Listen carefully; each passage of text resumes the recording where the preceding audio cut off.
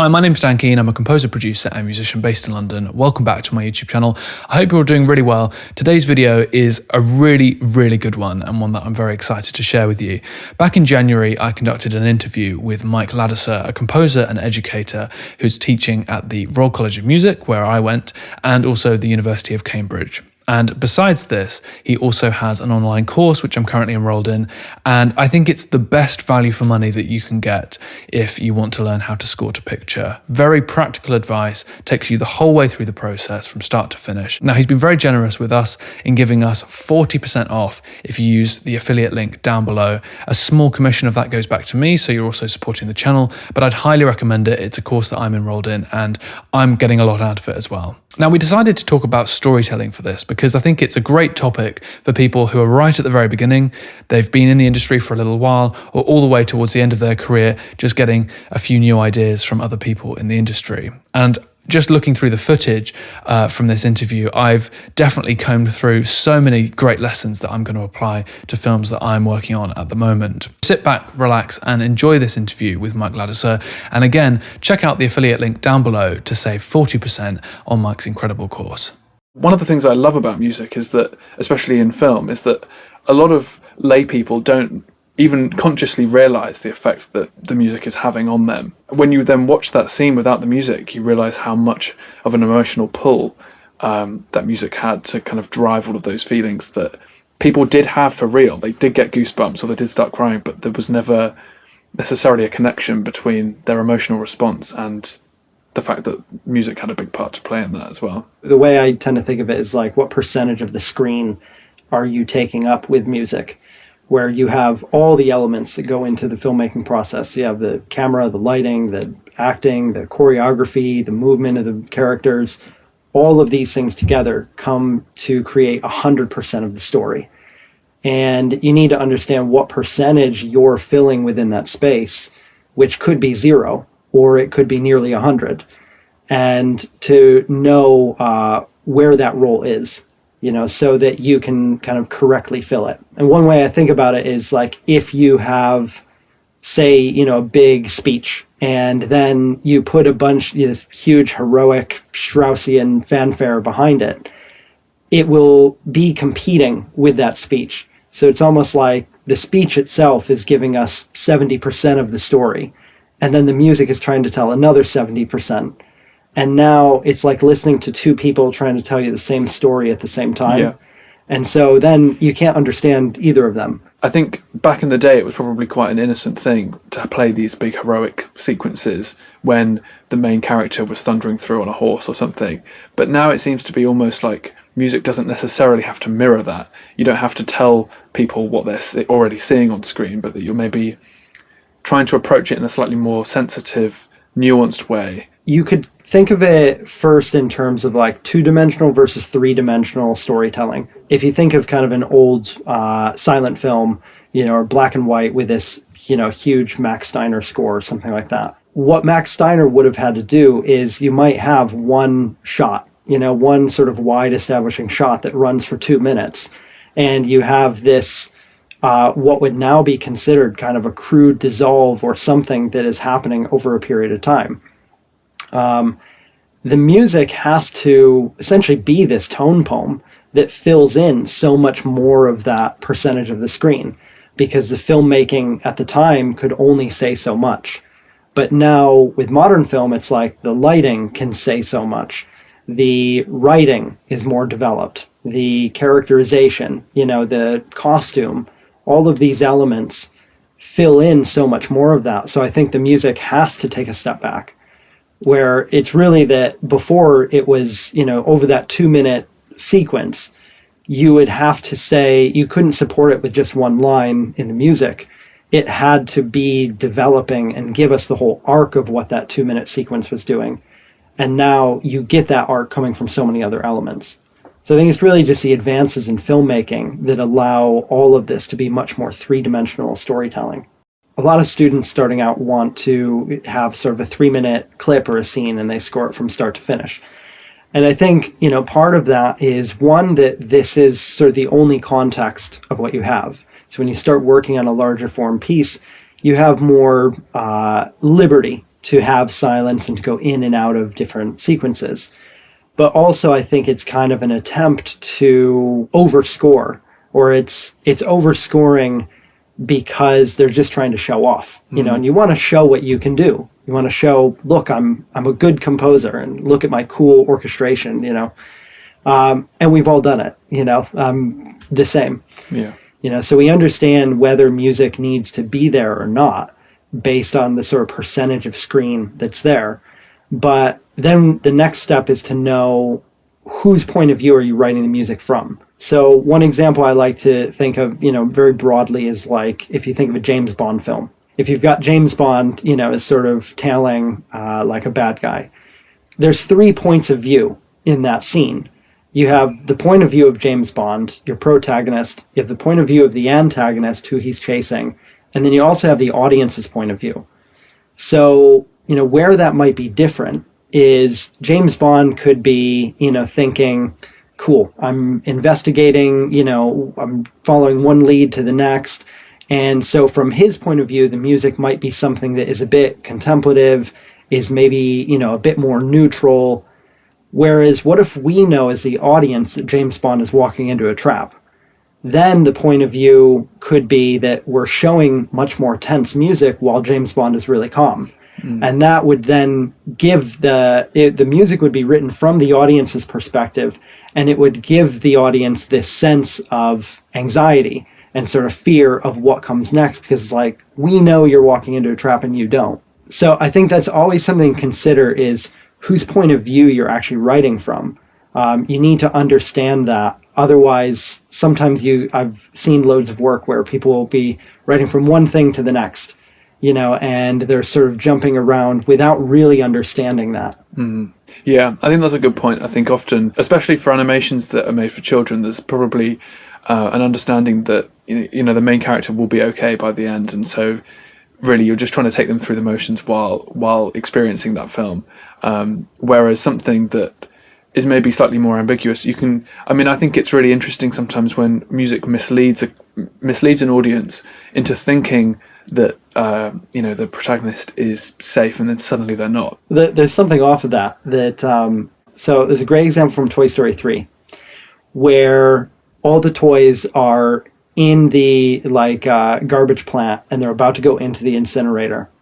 And this is a film, you know, also came out years later. So like, I grew up with Toy Story 1 as a kid. I was Andy's age, you know, and so now I'm looking at like these toys that I sort of grew up with, you know, and the music shifts from kind of the audience's perspective of it being a really tense kind of energetic action scene into the protagonist's point of view, where they feel like it's over. Yeah. And then I feel like it's over, you know? And I remember weeping, you know?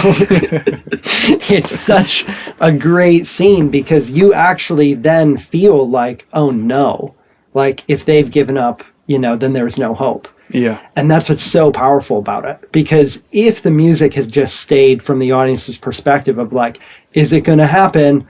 Okay, they're safe. It really couldn't have touched in on that in the same way.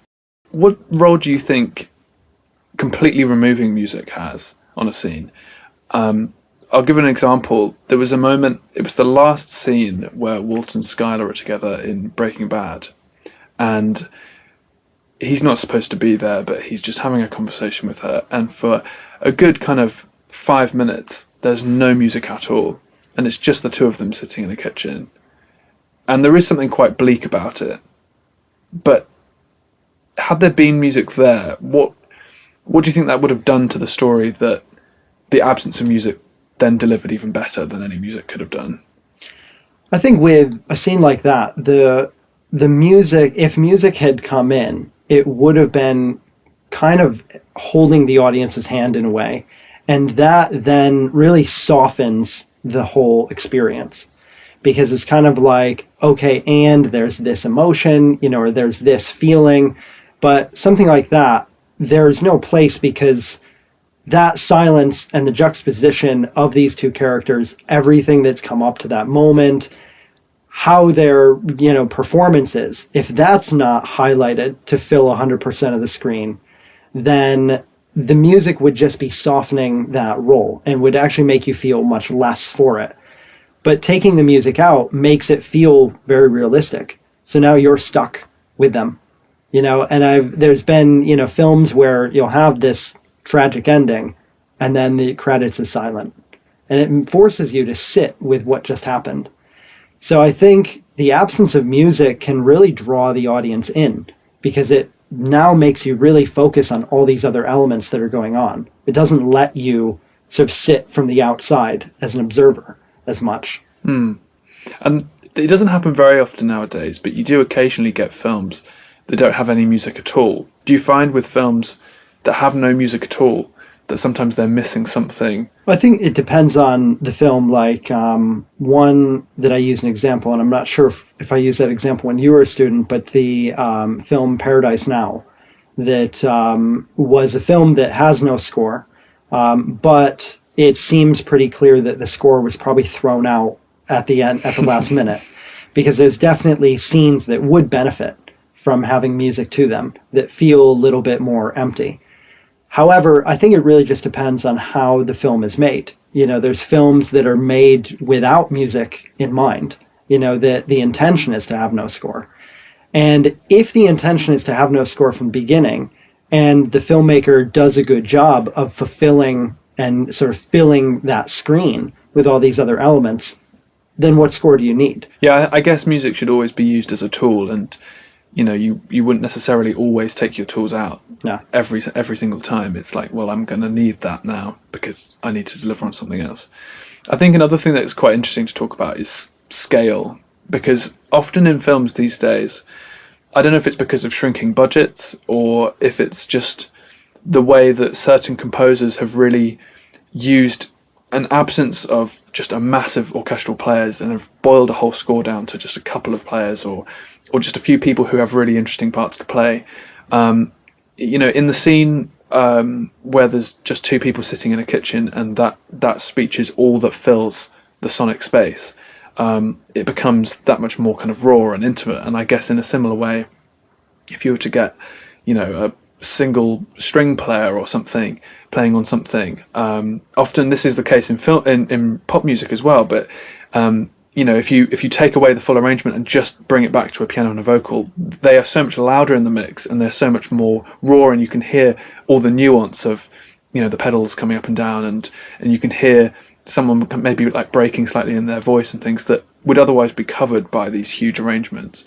Do you find that there's a power in shifting, almost like a kind of aperture shift between what you'd have as a 60-piece orchestra who's delivering this huge heroic scene in an action sequence versus taking that same theme but then rearranging it for a piano, clarinet and a violin or something, and the impact that has on the emotional pull in a film? Absolutely. I mean, there's there's great examples of orchestral pieces like I think it's Schoenberg's Pelléas and Melisande that has this massive orchestra, and then there's parts of it that cut right down to just a string quartet of the principal players, and again it sort of forces the listener to sort of be drawn in or pay attention to that, and that string quartet can sound way bigger than the entire orchestra playing together. And it's kind of like looking at, two characters in a kitchen close up versus 1,000 orcs running across the field. Yeah. It's sort of like there's a different kind of power in each. But I think that's the same in sort of like an orchestral setting as it is in, say, if you have like a Becky Hill track with loads of effects and reverb on the vocals, and all of a sudden it cuts down to be super dry and in your face.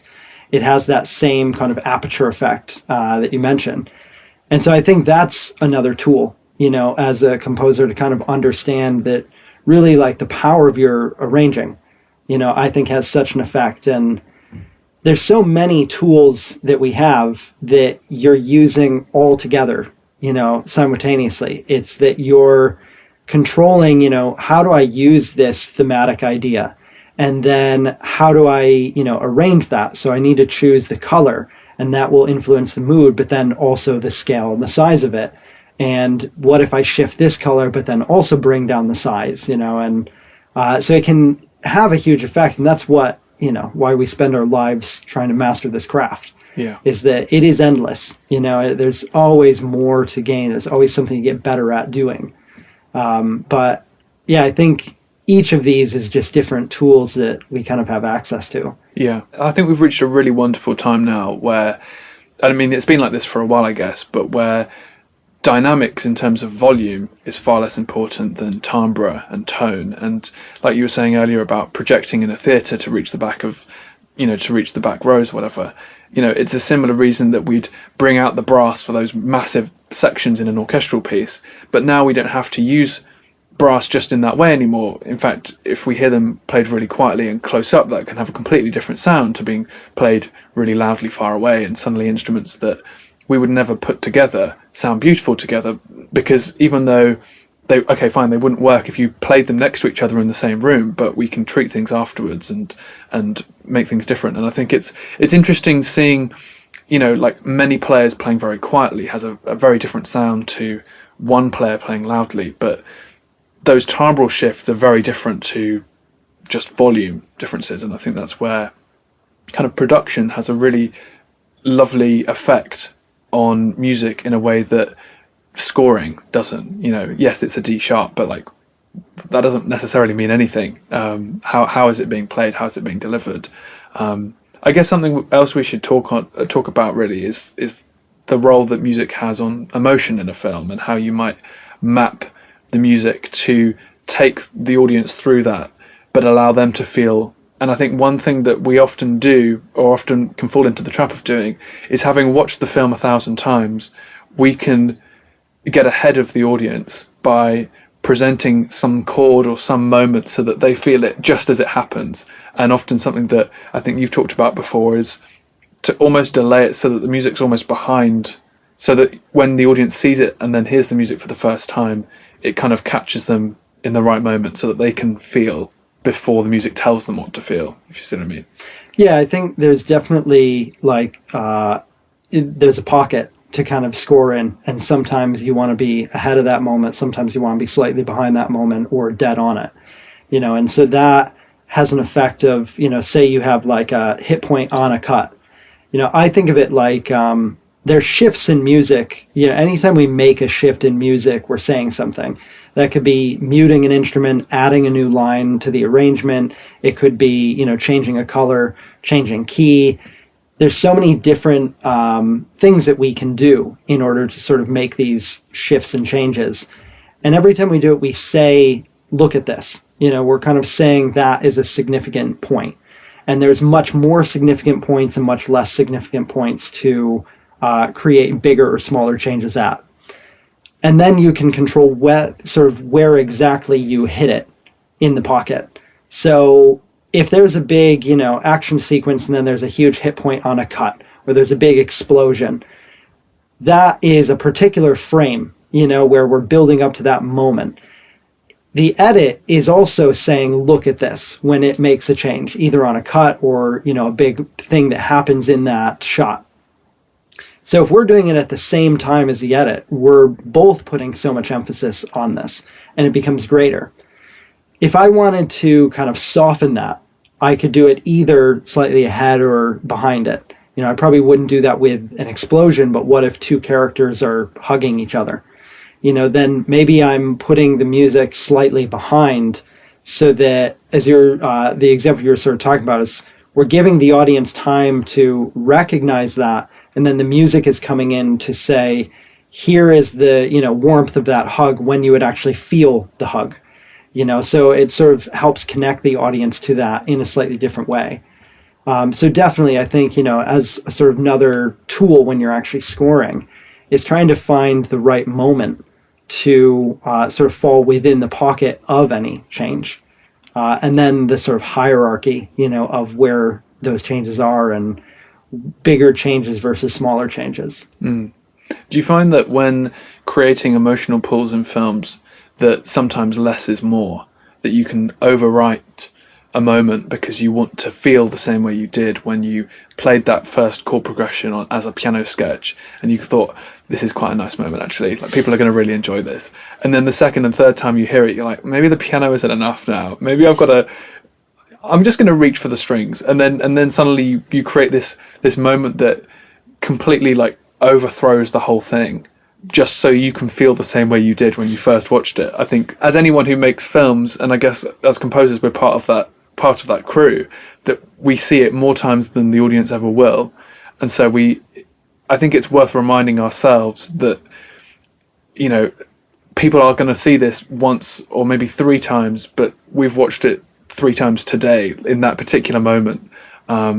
Is that something you think about when you're scoring, to try not to overdo the moment so that people can feel it authentically? Absolutely. I think, it's easy to sort of lose the forest from the trees when you're kind of in the midst of it, and you sort of forget the context of what you're scoring in. And I've definitely done it, where I've done like a first pass on a cue. And then I think, okay, I've incorporated their theme and I put them together, and then I hit this big moment and it's all great and it's all working. And then you take a step back, or you show it to a friend or something, and you're like, whoa, this is way too much. I'm giving no room for anything else to happen here, which goes back to sort of, taking over too much percentage of the screen because you think this moment, it needs to be really significant, and you're sort of forgetting all the help that you already have in the picture. So then sort of cutting it back and understanding, I'm overscoring this right now. I think part of the thing that helps me sort of recognize that, though, and figure out what to do next is going back to that and understanding what percentage of the screen am I meant to take up, whose perspective am I writing from, and then also what is that specific emotion that you're trying to convey. Now that you know whose point of view you're writing from, I need to get to the heart of that specific emotion. So it could be that the character is sad, but what kind of sad and why are they sad? If I say sad, everybody, listening will have a different idea of what sad could be.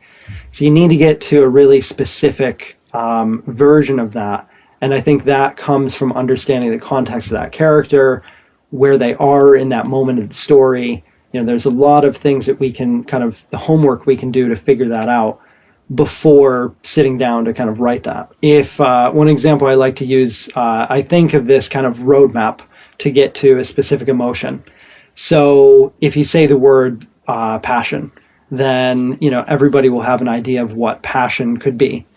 But if you start combining passion with love, now it becomes, okay, something like a young couple.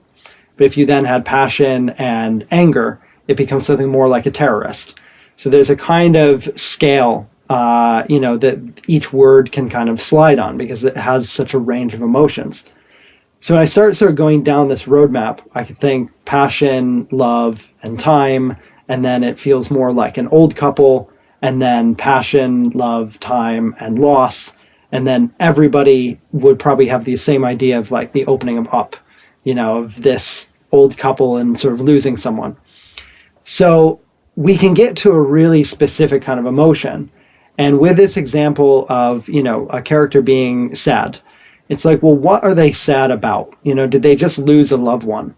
What does that feel like? That feels very empty. That's a very empty kind of sadness compared to, maybe not getting a job that they wanted. Then now we can start to get to that specific mood where it feels, okay, actually that is a particular brand of sadness that I need. And when I play it against a picture, it starts to work much more effectively. I'm creating a brief for myself of sitting down thinking, okay, it has to, be this style of arrangement, this pace, this kind of color instrumentation. So I think it's sort of doing the homework on the scene first to understand the context of what you need to do. And going back to, what I see a lot of in a lot of students who are sort of starting out, who might just approach a scene linearly and are scoring 3 minutes from start to finish. You're first sort of going, oh, there's like, a funny joke here, and so I'll hit it with, this quirky percussion thing, and not really knowing why. and maybe it's the wrong choice because that's not the point of view that the music should be from at that moment. So I think all of that really helps dictate the approach and gives a much more clear point of view of how to write the music for it. So you've got a course on Teachable about film scoring. Do you want to talk a little bit about that? Yeah, so it's essentially this came about really kind of for a number of years. I was thinking about writing a book, just on, as teaching for a bunch of years, I've sort of really pared down this method of approaching how to score for picture. And so I thought I wanted to write a book and get it out there, mostly as a way of stop asking me the same question, go read the book, But then I started doing some online teaching with the pandemic, and I thought actually a video format would be much better, a visual format to give this information. So I put this course together, and a lot of it is similar to the curriculum that I teach at the universities. It's condensed down in a way that is, it's really accessible. So whether you're just starting out or whether you're quite experienced, the ideas are very concise. So I spent a lot of time trying to make that, because I think, you can learn almost anything on YouTube if you're willing to sift through enough. And so I really wanted to make something that you go and here's the idea. And what I cover is essentially how to score a project from start to finish. So on the course as it is now, when we're recording this, I've got the first unit is available as a free preview. And so that talks a lot about the types of things that we've covered today, about this approach to creating thematic ideas and understanding whose point of view that you're writing from and sort of how to develop that thematic material. And then I go through a series of units where I cover kind of production of demos, a lot of fundamentals of sort of production and mixing, and really producing stuff to a professional standard. And then into actually applying the music to picture, going through bits of music editing, kind of all the steps until you get the music approved. And then after you get the music approved, both the recording, all the preparation for recording, putting everything into notation, and then recording and mixing, and bits of home recording, as well as talking about kind of who is the team, who's involved in this whole recording process. So it's quite in-depth. And I think the course covers everything that I wanted to put into it so far, but I also plan on making sort of regular updates. So I think, I've got a plan for the next unit that I'll add as maybe like a precursor just on composition. And whenever you buy into the course, it's free updates for life. So whenever you buy in, you'll never have to buy another piece of that same course. I'll be adding things on and kind of updating videos as I go. Every 2 weeks, I do a live stream. So students of the course can come on a Zoom call with me, and it's a chance to share your work, ask questions. It can be anything that you're doing within the course, or it can be outside projects, anything like that. If you want to just talk about industry stuff, all of that is fair game. And so I do that in a Zoom call for students of the course, and then I also simultaneously stream that to Twitch. So even if you're not on the course, you can watch those and sort of get the benefit of watching me review other people's work. Thanks so much for watching till the end.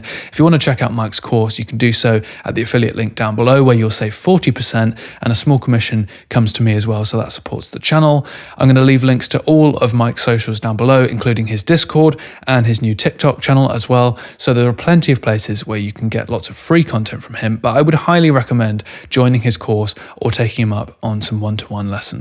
Thanks so much for watching. Subscribe if you haven't done already, and I'll see you again very, very soon. Goodbye.